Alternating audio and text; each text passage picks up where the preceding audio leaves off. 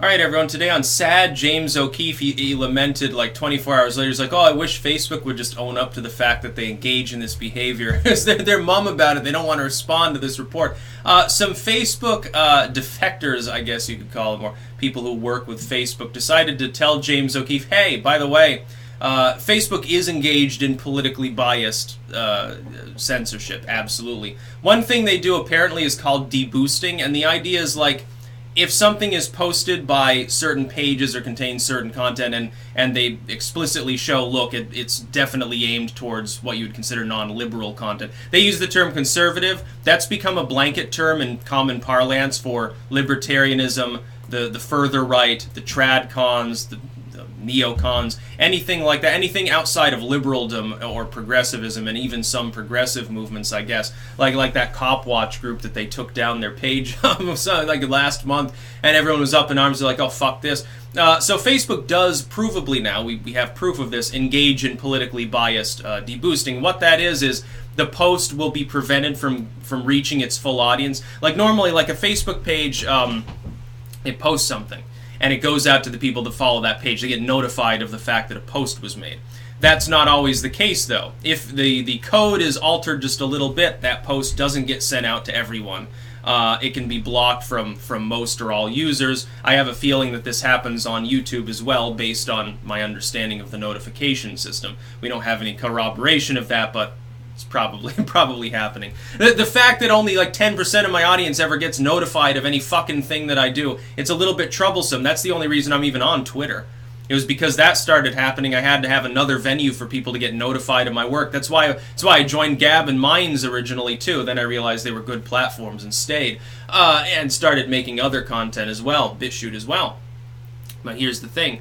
The deboosting also can prevent it from being shared properly, and so forth. And then they had another thing that seems even more dystopian, which was like, apparently one proposal the people at Facebook have made, like the staff there, one proposal they've made is that to police behavior, they want to do it proactively, so they're going to threaten to essentially impose a rule where if you get banned for something egregious, they say, like you posted wrongthink, they'll notify your circle of friends, like people that know you, about the fact that you were banned or a post was removed.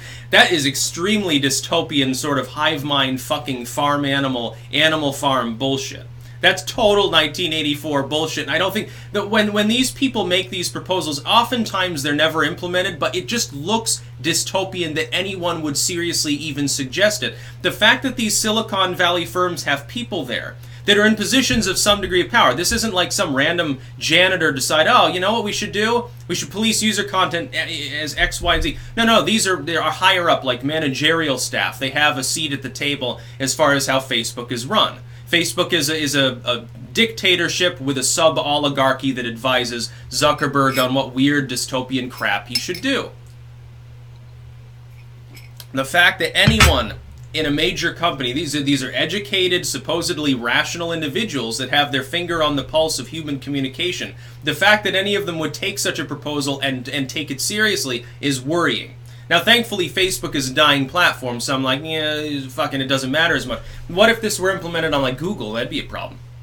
So that's a crazy talk. And then we find out there was a separate sort of thing where a bunch of apparently Facebook moderators, because of the content that they have to encounter, they either end up getting slowly red-pilled by it, you could use that word, or propagandized towards by it, depending on what the content is, or they get like, they have to get therapy and they consider suicide and crazy shit like that. Like they see stuff that's so out there and crazy. Like I'm assuming what they mean is like you got social justice warriors are the moderators on Facebook. 9/10 of the time they're going to be like a Bernie progressive.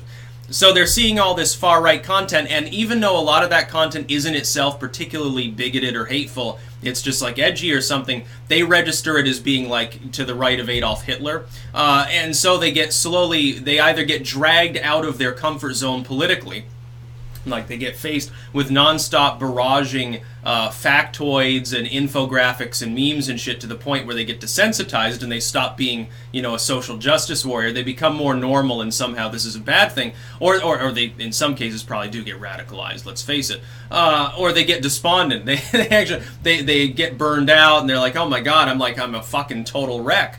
Like knowing that society thinks this way. And it's not the same as my echo chamber. This is actually an interesting idea that the echo chamber is best broken by the most extreme and odd of content being moderated by human beings on a website. It's actually very interesting to think that when people are bombarding a page with troll memes and shit like that, that the person that they're affecting the most may be the moderator that has to interact with that content manually and decide whether to ban it or not. That's actually a very interesting thing, but James O'Keefe has done a great job, all things considered. Played an inordinate role in the last election in the midterms, with probably shutting down several Democratic political campaigns, based on the fact that he was the only one doing true investigative journalism. The MSM, we saw the lack of the MSM doing investigation in the last election. It's not just with politics. With Silicon Valley, it's the same. The people calling out Silicon Valley on its worst excesses, it's like with the pervert thing on YouTube. It was a story broken by a YouTuber. It wasn't broken by CNN or the New York Times. They're the ones that took up the story and propagandized based off it to convince YouTube to ban the commenting system and make the site unusable for some users. But it was broken by a YouTuber. It was just a regular fucking video maker that brought that to people's attention. Investigative journalism in the MSM is dead.